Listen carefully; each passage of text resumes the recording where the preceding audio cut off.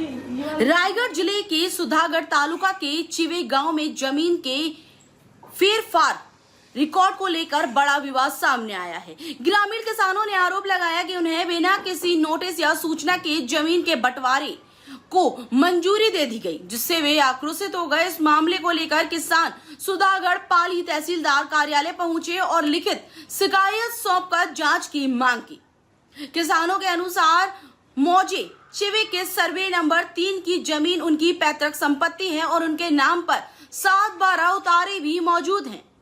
इसके बावजूद आरटीएस आवेदन के आधार पर 4 जून 2026 को फेरफार क्रमांक 1830 को मंजूरी दी गई, जिसमें अन्य खातेदारों को शामिल नहीं किया गया।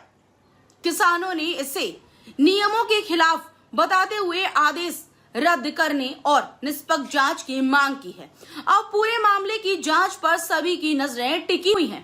सर, काय नाव आपलं? आणि आज एकूणच आपण बघतोय की चिवे विभागातले जे शेतकरी आहेत संतप्त झालेले आहेत आणि तहसीलदारांकडे एक आपल्या मागणीचं निवेदन दिलंय। काय नेमकी सर अन्याय झालेला आहे तुमच्यावर? काय भावना आहे तुमची? नाव काय आपलं? मी मौजे चिवे गावचा रहिवासी श्री हनुमान ससर। मी आज तहसीलदारांकडे निवेदन द्यायला आलोय की आमच्या जमिनी 1955 ची आकारफोड असं सांगून आमच्या जमिनीचे सातबारे परस्पर बदलले गेलेले आहेत।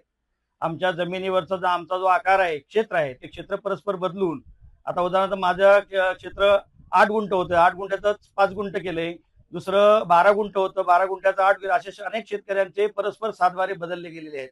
काही शेतकऱ्यांच्या नावावर सातबाराच राहिला नाही, सगळा पूर्णपणे त्याचं क्षेत्र पूर्ण दुसऱ्यांच्या नावावर हे करणारे गजानन मांटे म्हणून आहेत आमच्याकडे। जॉयविला म्हणून एक प्रोजेक्ट आहे आमच्या चिवे मौजे चिवे हद्दीमध्ये आलेला आहे। हे तहसीलदार, माननीय तहसीलदार, माननीय मंडळ अधिकारी आणि माननीय भूमी अभिलेख अधिकारी या लोकांना हाताशी धरून या जॉयविला या मालकाने अशा प्रकारचा हा प्रकरण चालवला आहे, कारण त्याच्या प्रोजेक्टला फायदा व्हावा म्हणून। आणि त्यामुळे आम्ही सर्व संतप्त चिवे गावचे ग्रामस्थ आमच्या जमिनी आम्ही आता देशोधडीला लागलेले आहोत। आमच्या जमीन पिकत्या जमिनी ज्या आमच्या हातातून हिसकावून घेतल्या जात आहेत आणि यासाठी आम्हाला तो न्याय मिळाला पाहिजे। आणि न्याय मिळवण्यासाठी आम्ही माननीय तहसीलदारांकडे मागणं मांडण्यासाठी, धरणं धरण्यासाठी आलेलो आहोत की आम्हाला न्याय मिळाला पाहिजे की आमच्या जमिनी जशा आहेत पूर्वीच्या, आम्ही वाडवडिलांपासून आमच्या जमिनी आम्हाला मिळाल्या आहेत। या जमिनी वडिलोपार्जित जमिनी आहेत, कुल कायद्याने मिळालेल्या जमिनी आहेत, या अशा परस्पर कसं काय आमच्याकडनं हिसकावून घेऊ शकतात? तर या संदर्भामध्ये जो काही प्रकरण आहे तो तत्काळ थांबलं पाहिजे आणि आमचे मूळचे जे सातबारे आहेत तसेच राहिले पाहिजे, अशा प्रकारची आमची मागणी आहे। सर, क्या कहेंगे? आपने जो अर्जी तहसील में तहसीलदार को दी है, क्या आपकी मांग है? क्या किस प्रकार आप पर अन्याय हुआ है? क्या नाम है? सर, मैं चिवे गांव का रहवासी हनुमान ससर हूँ। मेरे गांव के बाजू में मेरे सजे में, गांव के सजे में एक बड़ा प्रोजेक्ट जॉय विला नाम का प्रोजेक्ट आया है। वो प्रोजेक्ट श्री गजानन उत्तमराव मांटे का है और वो वहां पर बड़े बड़े बंगलो बनाना चाहते हैं।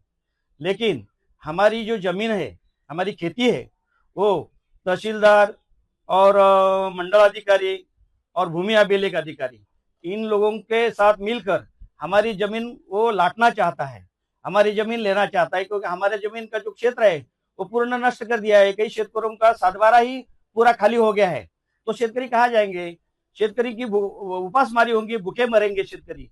ये सब पिकती जमीन है, वो कहाँ जाएंगे शेतकरी? ये हमारी मांग है कि ये जो चल रहा है ये पूरा रुकना चाहिए। आकारफोड़ का जो काम चल रहा है, और जो हमारी पूरी हम जो शेतकरी है वो पारंपरिक है, हमारी वडिलोपार्जित खेती है, पुराने बाबजद की खेती है, वो हमारी खेती हमारे नाम की रहनी चाहिए, किसी के नाम नहीं जानी चाहिए। ये हमारी मांग है सभी खेतों के शेतकरों की, चिवे के सभी किसानों की।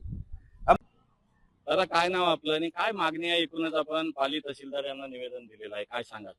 मी राकेश रामचंद्र ठाकूर, मुक्काम पोस्ट चिवे, तालुका सुधागड, जिल्हा रायगड। माझं असं म्हणणं आहे की हा शेतकऱ्यांवर आमच्यावर झालेला अन्याय आहे आणि ह्या अन्यायाविरोधात आज आम्ही इथे उतरलेलो आहोत। तहसीलदारांना आम्ही एक पत्राद्वारे निवेदन दिलेलं आहे आणि 1955 साली झालेली आकारफोड आणि ह्या आकारफोडीच्या नंतर आज 71 वर्षांनी शासनाने दिलेला एखाद्या व्यक्तीला ही हे आपली अंमलची हे तरतूद म्हणजे आमच्या सातबाऱ्यांवरती अंमल झाला नव्हता, आकारफोड झालेली, आणि 71 वर्षानंतर आज आमचे सातबाऱ्यांचे सर्वे नंबर हे वेगवेगळे झालेले आहेत. आज मला माझ्या कामासाठी गरज लागली असताना मी माझा सातबारा काढायला गेलो तर माझा 3/35 जो सातबारा आहे तो माझ्या नावानेच निघे नाही. म्हणून या विषयाची मी अ, चौकशी केली असता तो सर्वे नंबर माझा दुसऱ्या सर्वे नंबर मला मिळाला आहे आणि त्याच्यानंतर आम्हाला ह्या गोष्टीची सर्व तपास लागलेला आहे.